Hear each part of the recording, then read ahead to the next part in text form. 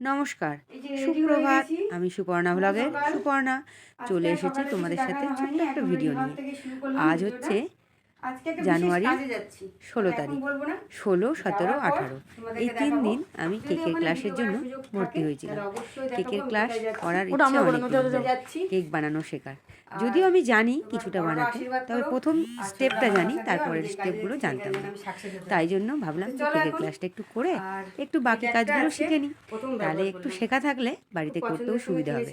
না না, আমি আর প্রফেশনাল না, আমি বিক্রিও করতে যাব না, জাস্ট ছেলেপেলের জন্য একটু শিখে রাখবো। কোনো সময় ইচ্ছে হলে একটা চ্যানেল আছে। আর এই যে চলে এসেছি একদম কেকের ক্লাসে। এখানে দেখো, এরা সবাই হচ্ছে আমার সঙ্গী। এরা কিন্তু অনেক ছোট, আমার সন্তান সমতুল্য। তবে ওদের সাথেই তোমার নাম কি? ক্লাসটা করবো, 5 জনের করে ক্লাস। তোমার নাম? আর প্রত্যেককে তোমার নাম? চলে এসেছে কেকের ক্লাসে। আর তোমার ওরা নাম? একটু আমার থেকে আগেই এসেছে। আর এই যে আমাদের ম্যাম। ওরা তো এখনো স্টুডেন্ট, এখনো ওদের ঠিক আছে, student সবাইকে life দেখিয়ে চলছে। দিলাম। আমার তো সেটা না, আমি তো বুড়ো বয়সে ইচ্ছে হয়েছে একটু শেখার, তাই শিখছি। আর যার কাছে শিখছি সেও কিন্তু আমার থেকে অনেক ছোট। তো এই তো, আর কি, কিছু শেখার সময় ছোট বড় কেউই মানে কিছু মনে হয় না। ছোটরাও বড়দেরকে শেখাতে পারে, আবার বড়রাও ছোটদেরকে শেখাতে পারে। সবাই মিলে প্রস্তুতি নিয়ে নিয়েছি কেকের ক্লাসের। প্রথমে লেখার ব্যাপার ছিল, লেখাগুলো আমরা লিখে নিয়েছি, কিভাবে কিভাবে করতে হবে মাপগুলো সমস্ত লিখে দিয়েছে খাতায়। আমরা প্রত্যেকে ডায়েরি নিয়ে গেছিলাম, আর সাথে টিফিন নিয়ে গেছি, হালকা টিফিন, যেহেতু ভাত খেয়ে গেছি হালকা টিফিন নিয়ে গেছি। তো দেখো, এই যে এখন হচ্ছে আমাদের আজকে ভ্যানিলা এসেন্স দিয়ে প্রথমের কেকটা শেখানো হচ্ছে 1 পাউন্ডে সমস্ত কেক। এবারে মানে সব উপকরণ দিয়ে কেক রেডি হচ্ছে। তো চলো, সবাই মিলে ভিডিও করছে, সবাই ভিডিও করতে কিন্তু ব্যস্ত, প্রত্যেকেই ভিডিও করতে বেশ ব্যস্ত কেকের ক্লাসে। আর আমি ওদের থেকে তো অনেক বড়, সবার নামগুলো শুনে নিয়েছি, আর ওরা আমাকে আন্টি করেই কিন্তু বলছিল। তবে আন্টি বলাটাই স্বাভাবিক। কেউ হচ্ছে কলেজ কমপ্লিট করেছে, কেউ 11-এ পড়ছে, কেউ কলেজ কমপ্লিট করে চাকরির পরীক্ষা দিচ্ছে, সব এরকম আর কি। তবে মাসের মানে আমার থেকে ওরা অনেক অনেক অনেক ছোট। প্রথমেই তো তোমাদেরকে বলেই দিলাম যে ওরা হচ্ছে আমার সন্তান সমতুল্য। তো এই তো, তো চলো, বেশ মজা করে কেকের ক্লাস করছি, খুব মন দিয়ে করছি, যেহেতু একটা সে মানে মাপের ব্যাপারগুলো আছে। আমার কাছে উপকরণের বিশেষ অনেক কিছুই আছে, তবে কিছু কিছু জিনিস আবার নেই। তবে এই যে মাপের জিনিসগুলো, সেগুলো নেই। বাড়িতে তো করতাম আন্দাজ মতো, নিজের আন্দাজে আমি এতদিন কেক বানিয়েছি। তবে কেকের ক্রিমের যে স্টেপটা, সেটা কোনোদিনও আমি করিনি, কেননা ক্রিম দিয়ে আমি কেক বাড়িতে করিনি, নর্মাল ফ্রুট কেকগুলোই করেছি। তবে বেশ ভালো লাগছে কেকের ক্লাসে, ভীষণ মজা, আনন্দ, গল্প, আড্ডা, সব রকমের মানে পরিবেশ এখানে পাচ্ছি। যেহেতু ওদের কাছ থেকে, ওরা যেহেতু ছোটো ছোটো, ওদের কাছ থেকে অনেক গল্প শুনতে পাচ্ছি। আর আমার কাছ থেকে ওদের গল্প শোনার মতো সেরকম কোনো ইন্টারেস্ট নেই, যেহেতু আমি অনেকটাই বড়, আমার সাথে কি গল্প করবে, তাই না? তো আমি ওদের গল্পগুলোকে খুব মন দিয়ে শুনছিলাম, ওরা যেগুলো গল্প করছিল। তো এই যে আমাদের ম্যাডাম, উনি যিনি, যার হাতে ডিমটা দেখতে পাচ্ছ তোমরা, উনি হচ্ছেন আমাদের ম্যাডাম, উনি শেখাচ্ছেন।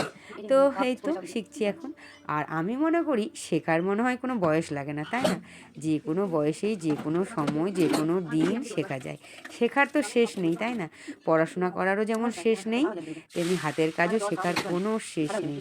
যেদিন খুশি, যখন খুশি, ইচ্ছে হলেই শিখতে পারো, তবে শেখার আগ্রহটা লাগবে আর করার ধৈর্যটা লাগবে।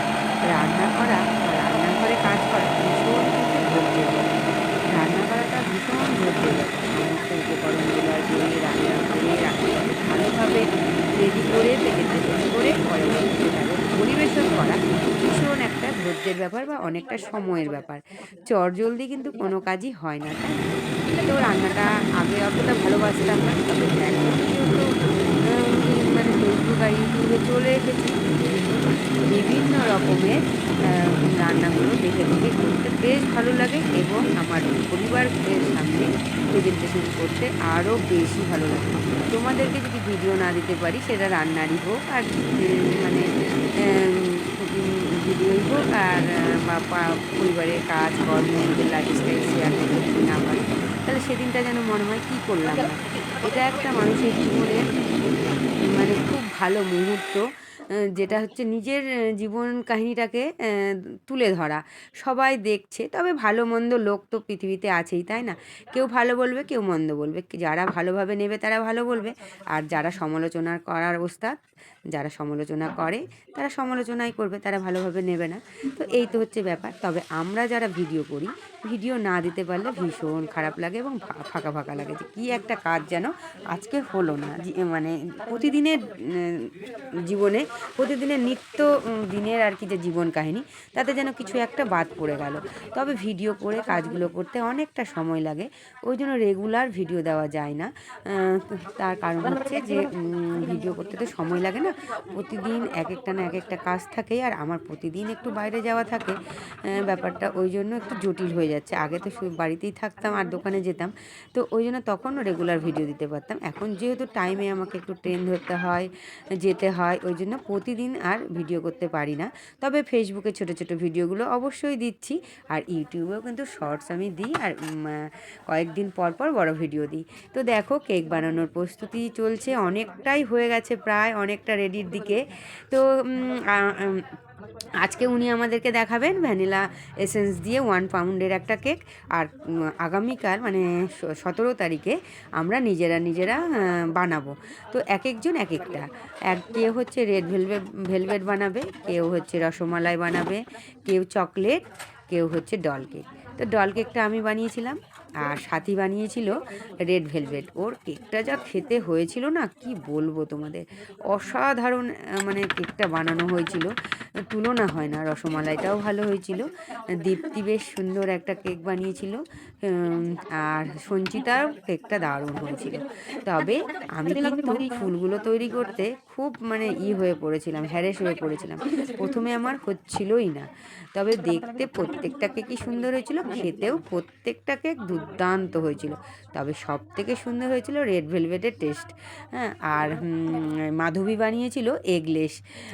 তো প্রত্যেকটা বানিয়েছিলাম। আমি বানিয়েছিলাম ডল, মাধবী বানিয়েছিল এগলেস, সঞ্চিতা বানিয়েছিল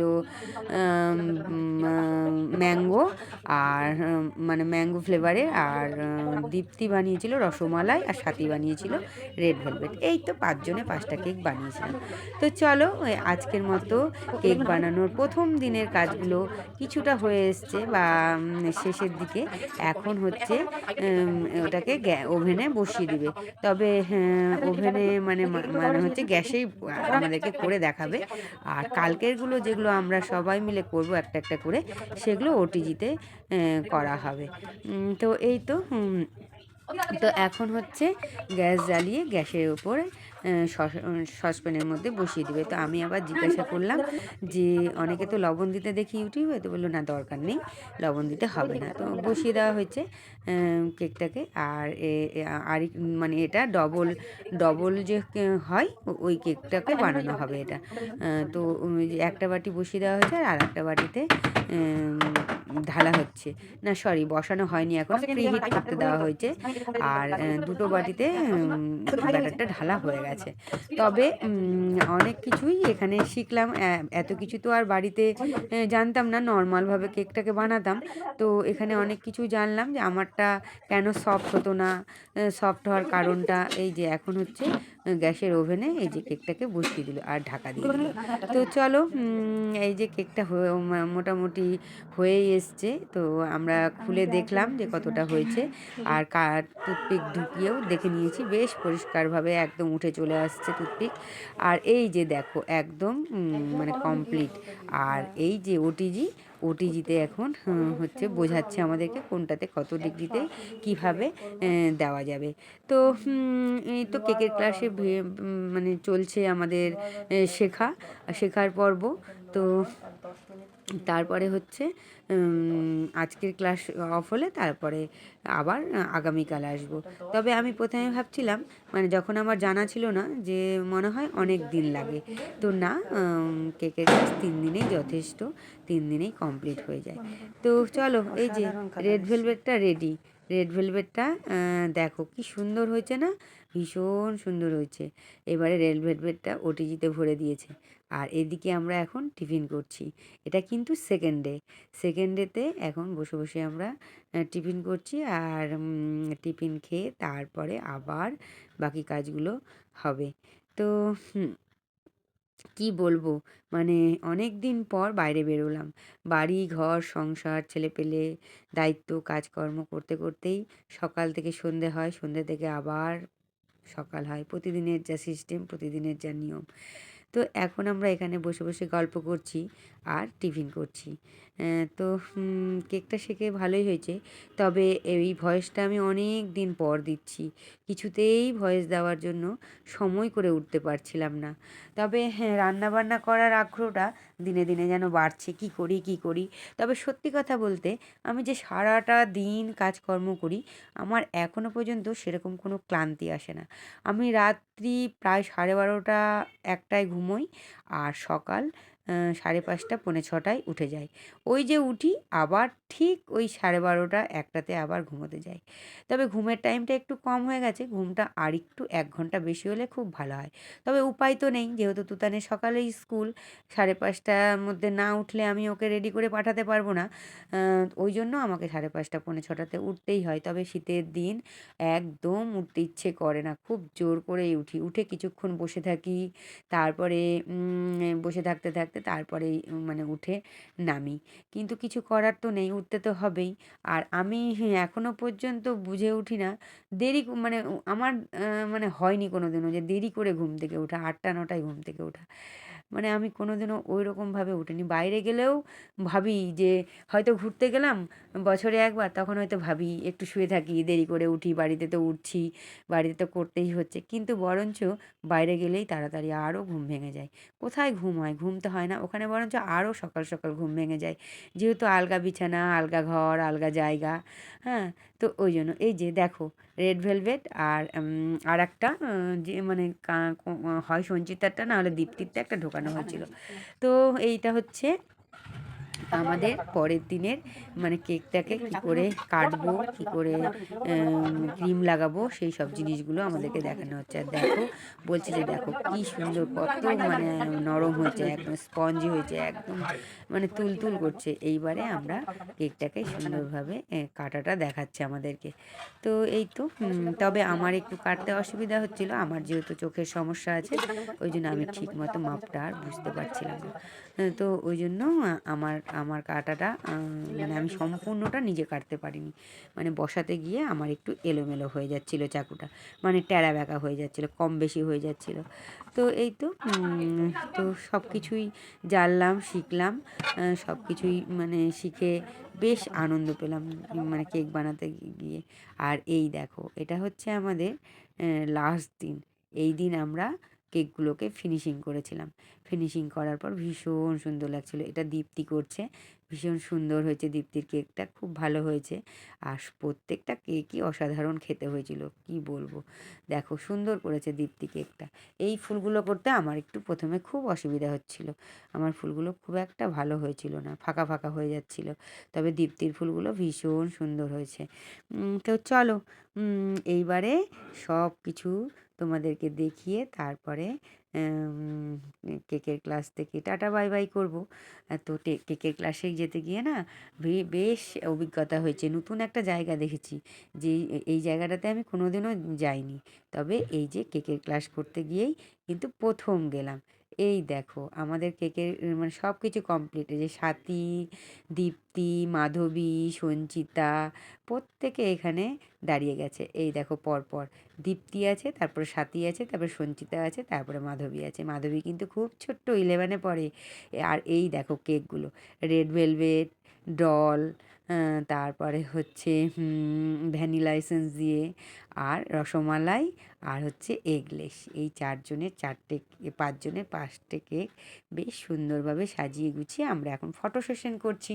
ফটো সেশনে সবাই নিজের নিজের কেক নিয়ে, নিজের নিজের সার্টিফিকেট নিয়ে সবাই একটা একটা করে ছবি তুলছে। তবে এগুলো কিন্তু একদম স্মৃতির পাতায় নতুনভাবে হয়ে থাকলো, তাই না? এই বয়সে এসেও এরকম একটা ক্লাস করা, সবার সাথে বন্ধুত্ব করা, ছোট ছোটদের সাথে বন্ধুত্ব করা, বড়দের সাথে নয় কিন্তু, ছোটদের সাথে বন্ধুত্ব করা, মিলেমিশে কাজ করা, নতুন একটা অভিজ্ঞতা। আর দেখো খুব ভালো লাগছে। Tata, bye bye.